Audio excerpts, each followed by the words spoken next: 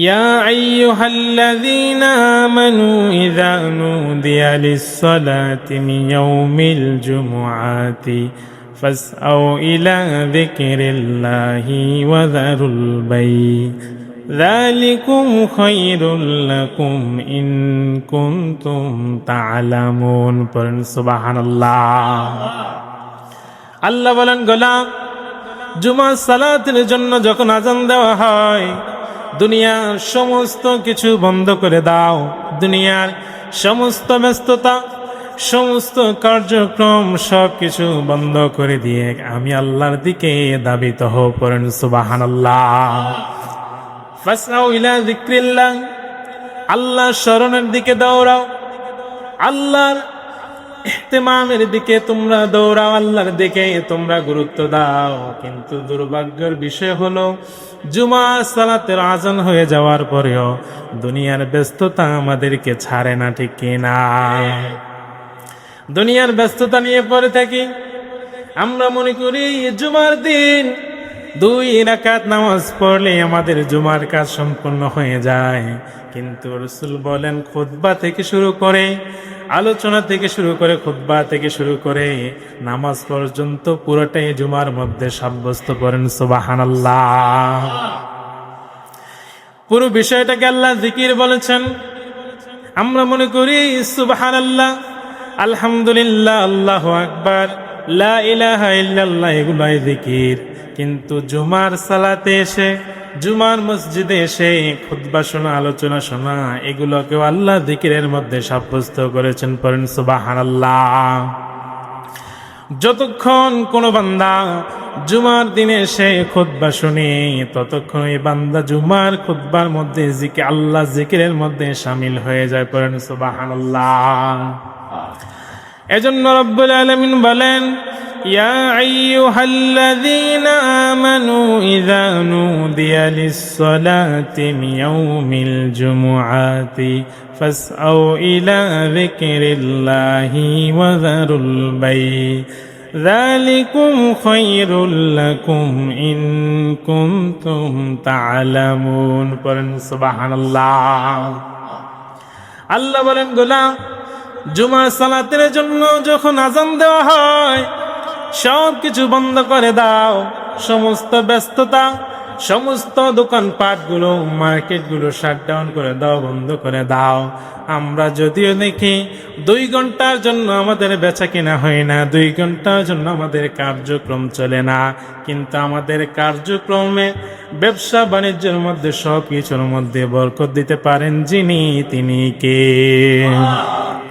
মনে হয় 2 ঘন্টা কাজ হয় না 2-3 ঘন্টা আমাদের ব্যবসা চলে না 2-3 ঘন্টা আমাদের ফ্যাক্টরি চলে না 2-3 ঘন্টার মধ্যে যে কাজ হতো ওই বাকি কাজগুলো পোষায় দিতে পারেন একজন তিনি কে আমরা মনে হয় যে একটু কাজ 2 ঘন্টা 3 ঘন্টা হয় না কিন্তু আমাদের কাজের মধ্যে বরকত দিতে পারেন কে আমাদের রিজিক বাড়ায় দিতে পারেন কে এজন্য আযান দিলে আর বসে থাকার কোনো সুযোগ থাকে আমরা তো আমাদের দেশগুলোতে সুন্দরভাবে নামাজ আদায় করতে পারি পৃথিবীর অনেক দেশ আছে যেখানে আমাদের দেশে জুমার দিন সাপ্তাহিক ছুটির দিন এবং আমরা শনিবারও এখন ছুটি হিসেবে পেয়েছি ঠিক না কিন্তু অন্যান্য দেশে মুসলমানেরা সেই সুযোগটা পায় না তারপরেও তারা এই নামাজ মিস করে না মসজিদের মধ্যে সবাই জুমার আযান হওয়ার ইভেন বাংলাদেশের মধ্যে অনেক মসজিদ আছে জুমার আযান হওয়ার সাথে সাথে পুরো মসজিদ পেকআপ হয়ে যায় আমরা এখনো জুমার গুরুত্ব বুঝতে পারি না ঠিক মতো যে যাব মসজিদে বসে থাকে অলসতা দেখায় এরকম আছে না নাই কিন্তু খেলার সময় আমরা কোনো অলসতা দেখাই না দেখাই রাত্র 3টার দিকে 4টার দিকে আমরা আর্জেন্টিনা ব্রাজিল নিয়ে মাতোয়ারা হয়ে থাকি কিনা নিজের পকেটের টাকা খরচ করে আমরা বিশাল বড় কি বলে এটাকে পতাকা লাগাই 1 কিলোমিটার 2 কিলোমিটার অথচ খোঁজ নিয়ে দেখেন আপনি একটা দলের সাপোর্ট করতেই পারেন অনেক মানুষ আছে যারা এত বিশাল বিশাল পতাকা লাগায় কিন্তু নিজের মাকে একটা কাপড় কিনে দেয় না এরকম আছে না নাই নিজের বাবা পুরাতন ছিঁড়া লুঙ্গি পরে ঘুরে একটা লুঙ্গি বাবার জন্য ওঠে না, কিন্তু আর্জেন্টিনার জন্য 3 কিলোমিটারের পতাকা বানায়। এরকম আছে না নাই? এসব আর্জেন্টিনা, ব্রাজিল, এরা নাস্তিক, এরা প্রমোট করে আল্লাহ বিরোধিতাকে। এরা এক আল্লাহকে বিশ্বাস করতে চায় না। যারা এক আল্লাহকে বিশ্বাস করে না, আমরা তাদের সাপোর্ট করি, ঠিক না? কষ্ট নিয়েন না, এখানে থাকতে পারেন, ভালোবাসা আসতেই পারে, কিন্তু আমার ইসলামের উপর যে জিনিসটা আঘাত করে, যারা আমার ইসলামকে আঘাত করে কথা বলে, তাদের জন্য আমি মুসলমান হিসেবে আমার অন্তর থেকে ভালোবাসা আসতে পারে না, ঠিক কিনা? সাময়িক সময়ের জন্য আমরা এন্টারটেইনমেন্ট নেওয়ার জন্য খেলা দেখতেই পারি, কিন্তু খেলার জন্য আমাদের দেশে বলেন তো মারামারি আছে না নাই? শুধু মারামারি না, খুনাখুনিও হচ্ছে আমাদের দেশে, হচ্ছে না? এই এক ফেসবুকের মধ্যে আপনি যখন ঢুকবেন দেখবেন শুধু ব্রাজিল, আর্জেন্টিনা, 7 আপ ইত্যাদি ইত্যাদি, আছে না নাই? এগুলো কি কোনো মুসলমানদের কালচার হতে পারে বলেন? আমরা মুসলমান হিসেবে আমাদের আপাদ মস্তক, আমরা এজ আ মুসলমান হিসেবে রসুলের সুন্নাহ বাহিরে আমরা কাউকে সাপোর্ট করতে পারি না, পারি? রসুলের সুন্নাহ বাহিরে যারা চলে তারা আমাদের কখনো আইডল হতে পারে না, পারে? আমাদের আইডল ওমর ফারুক, আমাদের আইডল আবু বকর, আমাদের আইডল হচ্ছে উসমান, আমাদের আইডল হযরত আলী, আমাদের আইডল মেসি, নেইমার হতে পারে না, পারে? আল্লাহ আমাদেরকে বোঝার তৌফিক দান করুক, আমরা বলি আমিন। তার মানে আল্লাহ বলেন, গোলাম, জুমার সালাতের জন্য যখন আযান দেওয়া হয় তখন তোমরা মসজিদের দিকে ধাবিত হও। জুমার দিন মসজিদে আমরা আসার পূর্বে মসজিদের গেটের মধ্যে, দরজার মধ্যে ফেরেশতা বসে যায়। যে ব্যক্তি সর্বপ্রথম মসজিদে প্রথম প্রবেশ করে আল্লাহর রাস্তায় একটা উট কোরবানির সওয়াব আল্লাহ দিয়ে দেয়, পড়েন সুবহানাল্লাহ। এই যে কোরবানি গেল, কত মানুষ লক্ষ লক্ষ টাকা খরচ করে কোরবানি দিয়েছে। এই কোরবানি কবুল হতেও পারে, নাও হতে পারে, কিন্তু জুমার দিন সর্বপ্রথম মসজিদে প্রবেশ করলে আল্লাহ তাআলা একটা উট কোরবানির সওয়াব আমলনামায় দিয়ে দিবে, পড়েন সুবহানাল্লাহ। উট কোরবানির সওয়াব দিবে। দ্বিতীয় ব্যক্তি যিনি প্রবেশ করবে একটা গরু কোরবানির সওয়াব দিবে। তৃতীয় ব্যক্তি যিনি প্রবেশ করবে একটা বকরি কোরবানির সওয়াব দিবে। বলেন তো এই সওয়াবের দরকার আছে না নাই? কিন্তু আমরা তো এই সওয়াব নিতে চাই না। নিতে চাই? আমরা দুনিয়ার ব্যস্ততার মধ্যে থাকি। মৃত্যু হলে আমাদের সকল ব্যস্ততা দূর হয়ে যাবে, ঠিক না?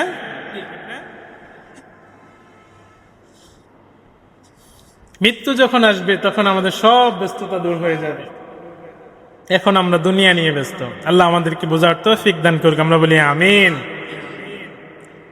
তারপর জুমার সালাতে যখন আসবো, জুমার খুতবা শুনবো, জুমার খুতবা শুনে নামাজ শেষ করে একত্রে দোয়া করে মসজিদ থেকে বের হবো, ঠিক কিনা? আগের যুগে, রসুলের যুগে জুমার খুতবা ছিল জুমার নামাজের পরে, কিন্তু এখন আমরা আল্লাহর ইচ্ছায় নামাজের আগে খুতবা দিয়ে দেই, না হয় নামাজের শেষে অনেককে খুঁজে পাওয়া যেত না, ঠিক কিনা? তারপরে রব্বুল আলামিন বলেন, فَإِذَا قُضِيَتِ الصَّلَاةُ فَانتَشِرُوا فِي الْأَرْضِ وَابْتَغُوا مِنْ فَضْلِ اللَّهِ وَاذْكُرُوا اللَّهَ كَثِيرًا لَعَلَّكُمْ تُفْلِحُونَ। পড়েন সুবহানাল্লাহ। আল্লাহ বলেন, গোলাম, জুমার দিন নামাজ যখন শেষ হয়ে যাবে, সালাত আদায় করা যখন সম্পূর্ণ হয়ে যাবে, ফান্তাশিরু ফিল আরদ, জমিনের মধ্যে বের হয়ে পড়ো, আর মসজিদের মধ্যে বসে দেখো না। ফান্তাশিরু ফিল আরদ, জমিনের মধ্যে রিজিক অন্বেষণ করো। ওয়াযকুরুল্লাহা কাসীরা, আর বেশি বেশি করে আমি আল্লাহকে স্মরণ করো, কারণ তোমাদেরকে বরকত দিতে পারেন যিনি, তিনি কে? তার মানে আল্লাহ প্রথমে বললেন, যখন জুমার দিন আযান দেওয়া হয় আর ঘরে বসে থাকা যাবে না, দোকানের মধ্যে বসে থাকা যাবে না, মাঠের মধ্যে বসে কাজ করা যাবে না, মসজিদের মধ্যে চলে যেতে হবে। আবার দ্বিতীয়বার আল্লাহ বললেন, যখন নামাজ শেষ হয়ে যাবে তখন আবার মসজিদে বসে থাকে যাবে না, ফান্তাশিরু ফিল আরদ, জমিনের মধ্যে রিজিকের সন্ধানে বের হওয়া লাগবে, ঠিক কিনা? তার মানে আল্লাহ বোঝাতে চাইলেন মসজিদের মধ্যে আছে রহমত, মসজিদের মধ্যে যতক্ষণ থাকবা ততক্ষণ রহমত পাবা, আর মসজিদের বাহিরে মাঠের ময়দানের মধ্যে রয়েছে রিজিক। ফান্তাশিরু ফিল আরদ, জমিনের মধ্যে রিজিকের সন্ধান করো, আর বেশি বেশি করে আমি আল্লাহকে স্মরণ করো যিনি তোমাদেরকে রিজিক দেয়, ঠিক কি না? বলেন তো আমাদের রিজিক দেয় কে? আমাদেরকে খাদ্য বস্ত্র দেয় কে? নাকি খাদ্যমন্ত্রী? কে দেয়? সব কিছুর মালিক কে? আমাদের পূর্বে যা ছিল, এখন যা আছে, ভবিষ্যতে যা হবে, সব কিছু দিয়েছেন কে? দিবেন কে? আরো জোরে বলতে হবে কে? তার মানে নামাজ শেষ হয়ে গেলে জরুরি কোনো মিটিং ব্যতীত, জরুরি কোনো কাজ ব্যতীত মসজিদের মধ্যে গোল হয়ে বসে থাকা যাবে না, যাবে নাকি? আরো জোরে বলেন। ওমর ফারুক আমিরুল মুমিনিন, খলিফাতুল মুসলিমিন, যখন আমিরুল মুমিনিন ওমর ফারুক যখন খলিফা ছিলেন, তিনি যখনের নামাজ পড়ানোর জন্য যখন মসজিদের মধ্যে আসলেন, মসজিদে নববীর মধ্যে আসার পর দেখলেন নামাজ শেষে কিছু লোক গোল হয়ে মসজিদের বারান্দায় বসে আছে। ওমর ফারুক চলে গেলেন, আসরের নামাজ পড়ানোর জন্য আসলেন। আসার পর দেখলেন ওই মানুষগুলো আবারও বসে আছে। তারপরে ওমর ফারুক চলে গেলেন, মাগরিবের সময় যখন আসলেন, আসার পর নামাজ শেষ হওয়ার পর ওমর ফারুক জিজ্ঞাসা করলেন, তোমরা কারা? মান আনতুম, তোমরা কারা? ওমর ফারুকের কথা শুনে তাদের মধ্যে থেকে একজন বলতে লাগলো, আনতুমু নামু আনতুমু বা'দুকুম আলাল্লাহ, আমরা আল্লাহর উপর তাওয়াক্কুলকারী, তোমরা আল্লাহর উপর তাওয়াক্কুলকারী হয়ে এখানে বসে কি করো? বলে আমরা এখানে বসে আল্লাহর জিকির করি। ওমর ফারুক বলতে লাগলেন, তোমরা যে এখানে বসে আল্লাহর জিকির করো, তোমাদের জন্য খানা পিনা আসে থেকে? এই প্রশ্নের জবাবে তারা বলতে লাগলো, আমাদের জিকির আর বুজুর্গিপনা দেখে আশেপাশের মানুষগুলো আমাদের জন্য খাদ্য সংগ্রহ করে। ওমর ফারুক বলতে লাগলেন, তাহলে তো তোমরা আল্লাহর উপর তাওয়াক্কুলকারী নও, তোমরা একে অপর উপর তাওয়াক্কুলকারী। যারা তোমাদের জন্য খাবার সংগ্রহ করে খাবার নিয়ে আসে, তোমরা তাদের উপর তাওয়াক্কুলকারী, কারণ খাবার না আসলে তোমাদেরকে খুঁজে পাওয়া যেত না, ঠিক কিনা? এশার সময় যদি আবার মসজিদের মধ্যে এসে তোমাদেরকে এইভাবে বসে থাকতে দেখি, তাহলে আমি ওমর পিটায়া মসজিদ থেকে তোমাদেরকে বের করে দেব। পড়েন সুবহানাল্লাহ। রাসূল বলেছেন, আমার সুন্নতকে তোমরা যেইভাবে আঁকড়ে ধরবা, আমার 4 খলিফার সুন্নতকে তোমরা একইভাবে আঁকড়ে ধরবা। সুবহানাল্লাহ বলেন না? সাহাবাদের কথা হচ্ছে সুন্নতে সাহাবা। রাসূল নাই, কিন্তু সাহাবারা আমাদেরকে যে নির্দেশ দিয়েছেন এগুলো আমাদের জন্য রাসূলের মতো পালন করতে হবে, ঠিক কিনা? কারণ এই হুকুম আমাদেরকে রাসূল দিয়ে গিয়েছেন, ঠিক না? তার মানে আজান হলে মসজিদের মধ্যে চলে আসতে হবে, ঘরে বসে থাকা যাবে না, মসজিদের মধ্যে এসে আল্লাহর জিকিরের মধ্যে শামিল হয়ে যেতে হবে। রাসূল বলেন, যতক্ষণ তুমি মসজিদের মধ্যে বসে থাকবা, পুরো সময়টাকে জিকিরের মধ্যে শামিল করে নিবেন কে? তার মানে সুবহানাল্লাহ, আলহামদুলিল্লাহ, আল্লাহু আকবার, লা ইলাহা ইল্লাল্লাহ, এগুলো জিকির। কিন্তু মসজিদের মধ্যে যতক্ষণ বসে কোরআনের আলোচনা শুনবেন, ততক্ষণ পুরো সময়টাকে জিকিরের মধ্যে শামিল করে নেবেন কে? বলেন তো, এই সওয়াবের দরকার আছে না নাই? আছে না? আবার মসজিদ যখন নামাজ যখন আমরা শেষ হয়ে যাবে, 2টার মধ্যে আমাদের সকল কার্যক্রম যখন শেষ হয়ে যায়, তখন আমরা মসজিদে আর বসে থাকার সুযোগ আছে? আমরা যেই যে কাজ করি, ব্যবসা বাণিজ্য, মাঠে ঘাটে ইত্যাদি, যেখানে যে কাজ করি, আমরা আমাদের কাজে লেগে যেতে হবে, বসে থাকার আর কোনো সুযোগ। আল্লাহ এখানে সেটাই বললেন, জমিনের মধ্যে কাজ করি, অফিসে কাজ করি, যেখানে কাজ করি, আল্লাহ বলেন ওয়াজকুরুল্লাহ কাসীরা, আমি আল্লাহকে বেশি বেশি করে তোমরা তখন স্মরণ করো, কারণ রিজিক বাড়ায় দিতে পারেন কে? কিছু মানুষ আছে দেখবেন, যারা জমিতে চাষ করেন, 5 গুণ্ঠা জমিতে কেউ পায় 10 মণ ধান, আবার কেউ 15 মণ 20 মণ পায় কি পায় না? বলেন তো, পায় কি পায় না? এখানে কেন পায়? অনেকে বলে যে সার ওষুধ মেডিসিন বেশি কম বেশ দেওয়া হয় এই জন্য না, এটা হচ্ছে আল্লাহর বরকত। সবাইকে আল্লাহ রিজিক দেয়। যেই লোকটা একদমই সার মেডিসিন দেয় না তার ক্ষেত্রেও তো কম বেশ দান হয়, হয় কি হয় না? হয়। এই জন্য আল্লাহ বলেন ওয়াযকুরুল্লাহ কাসীরা। যখন তোমরা জমিনের মধ্যে রিজিক অন্বেষণ করো, রিজিক অন্বেষণ করা মানে কি? অফিসে কাজ করতেছি, কেন? আমাকে মাস শেষে একটা স্যালারি দেবে, এটা দিয়ে আমি জীবিকা নির্বাহ করব, ঠিক কিনা? মাঠে কাজ করতেছি কারণ এটা আমাকে ফসল, আল্লাহ তাআলা এটার মাধ্যমে আমাকে ফসল দেবে এবং এটা থেকে আমি জীবিকা নির্বাহ করব। এভাবে প্রত্যেকটা সেক্টরে যারা কাজ করে মূল উদ্দেশ্য হচ্ছে এটা একটা স্যালারি আসবে, এটা থেকে আমি পরিবার চালাবো, নিজে চলবো, খাবো দাবো ইত্যাদি, ঠিক কিনা? তখন এই জন্য আল্লাহ বলছেন যে যে কাজ করো না কেন উযকুরুল্লাহ কাসীরা, বেশি বেশি করে সব সময় আমি আল্লাহর জিকির দিয়ে তোমার দুইটা ঠোঁট ভিজিয়ে রাখবা, তোমার সমস্ত কাজে আমি আল্লাহ বরকত ঢেলে দেবে। পড়েন সুবহানাল্লাহ। এজন্য আল্লাহর জিকির করতে রাজি আছেন তো ইনশাআল্লাহ? আল্লাহ বলেন গোলাম, জুমার দিন অনেক বরকতময় দিন, জুমার দিনে অনেক নবীদেরকে আমি আল্লাহ অনেক অনেক পুরস্কার দিয়েছি। সাইয়েদনা আদমকে আল্লাহ তাআলা জান্নাত থেকে বের করে দেওয়ার পর 350 বছর পর আদম আলাইহিস সালামের যেই দিন দোয়া কবুল করেছেন ওই দিনটার নাম হলো জুমাবার। পড়েন সুবহানাল্লাহ। ওমর ফারুক যখন আমিরুল মুমিনিন খলিফাতুল মুসলিমিন ছিলেন, ওমর ফারুক মসজিদের মধ্যে এইভাবে জুমার খুতবা দিচ্ছিলেন। ওমর ফারুক জুমার খুতবা দেওয়া অবস্থায় হঠাৎ করে বলতে লাগলেন, ইয়া সারিয়াত ইবনা জানি মিন জাবাল, ইয়া সারিয়াত ইবনা জানি মিন জাবাল। ওমর ফারুক এই কথা বলে আবার থেমে গেলেন, আবার খুতবা শুরু করে দিলেন। সমস্ত সাহাবারা অবাক হয়ে বসে রইল, কেউ কিছু বলল না। যখন ওমর ফারুক নামাজ শেষ করে মসজিদ থেকে বের হলেন, সমস্ত সাহাবারা ঘিরে ধরলেন, আমিরুল মুমিনিন খলিফাতুল মুসলিমিন, আপনি জুমার খুতবার মাঝখানে হঠাৎ চিৎকার করে বলতে লাগলেন, ইয়া সারিয়াত ইবনা জানি মিন জাবাল।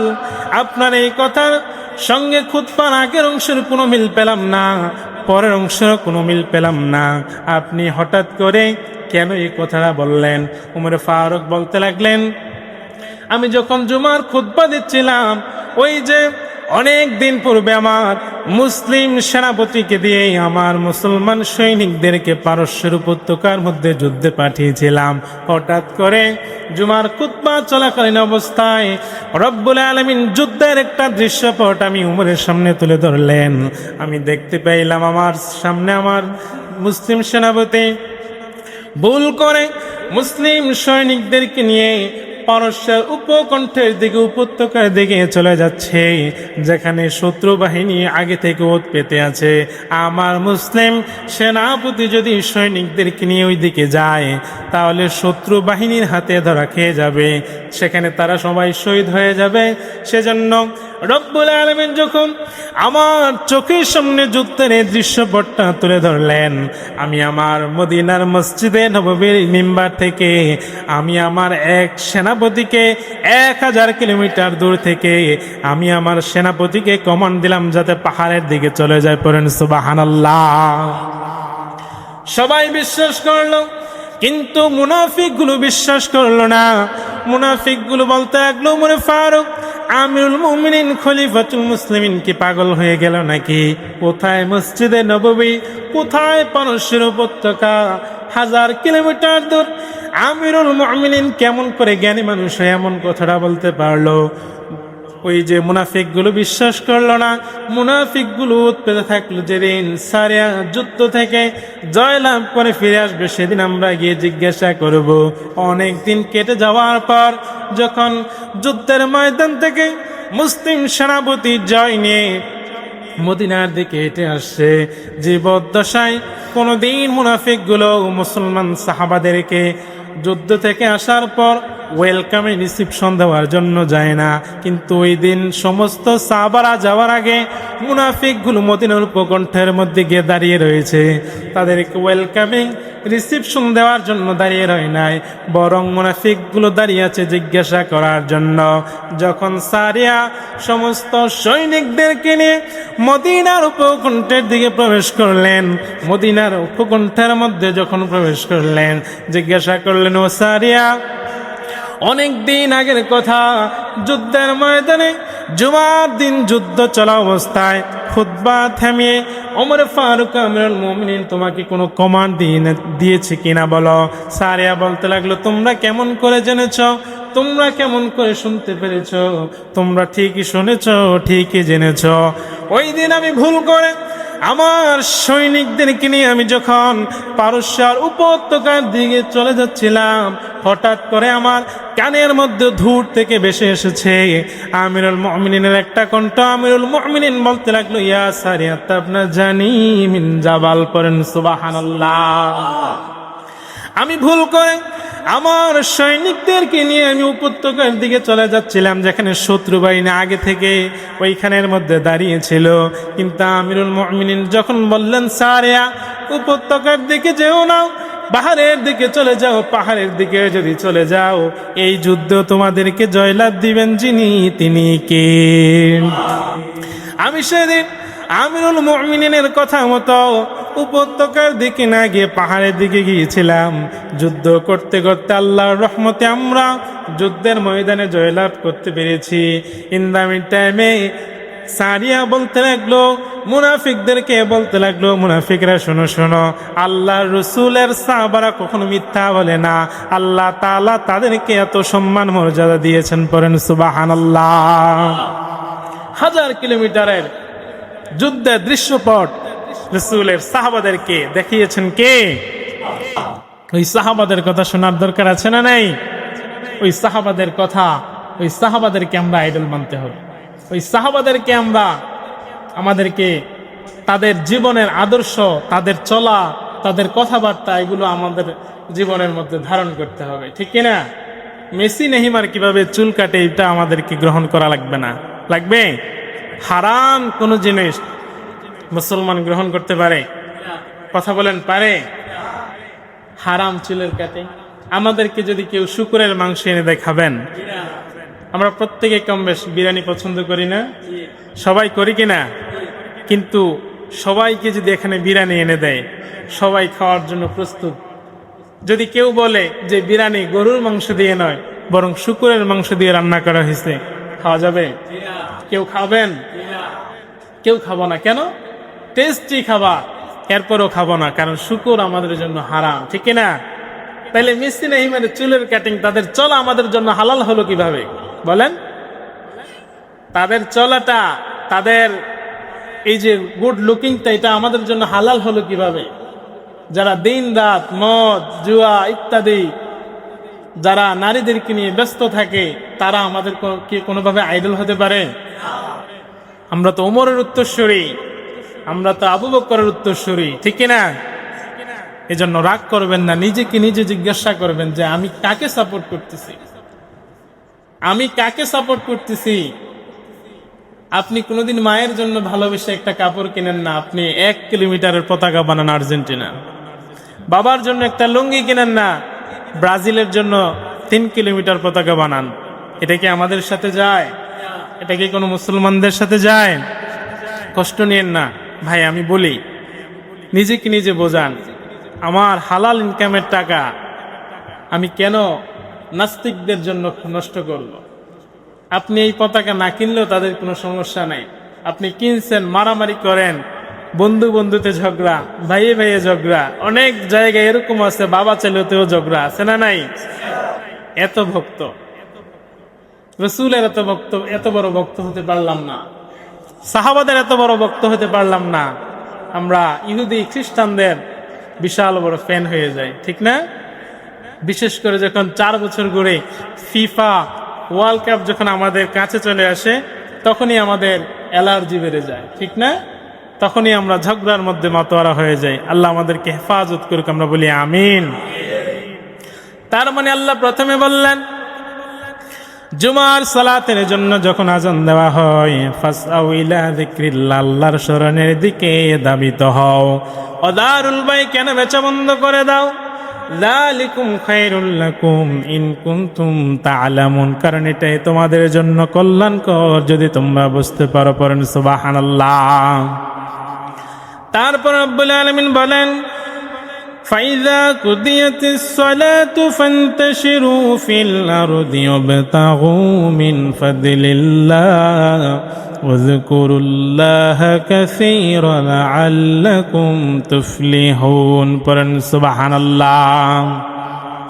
আল্লাহ বলেন নামাজ যখন শেষ হয়ে যাবে, খুতবা যখন শেষ হয়ে যাবে, মসজিদের কার্যক্রম যখন শেষ হয়ে যাবে, তখন তোমরা ফান্তাশিরু ফিল আরদ, জমিনের মধ্যে চলে যাও, রিজিক অন্বেষণ করো। ওয়াযকুরুল্লাহ কাসীরা, আর বেশি বেশি করে আমি আল্লাহকে স্মরণ করো।